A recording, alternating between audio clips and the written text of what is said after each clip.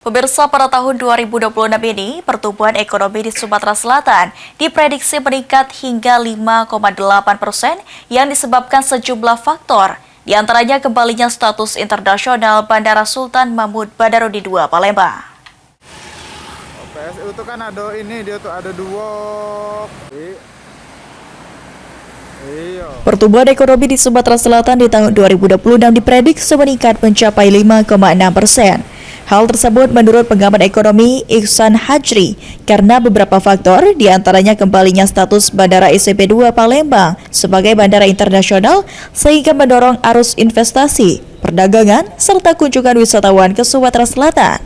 Selain itu juga menurut Ihsan, pemerintah harus dapat menggali potensi komoditas lainnya seperti kelapa yang banyak terdapat di wilayah Banyuasin dan Musi Banyuasin agar pertumbuhan ekonomi Sumsel bisa lebih baik lagi.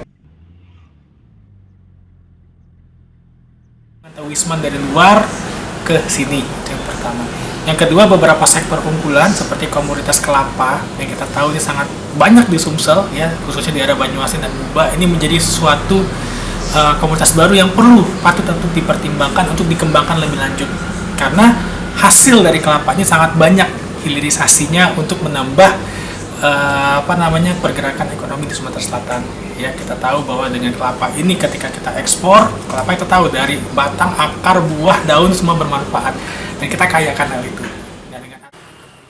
Menjaga kestabilan inflasi menjadi fokus penting lainnya dalam mendukung pertumbuhan ekonomi daerah, sehingga daya beli masyarakat tetap terjaga dan iklim usaha di Sumatera Selatan dapat terus tumbuh secara berkelanjutan. Ilham Wahyudi, PAL TV.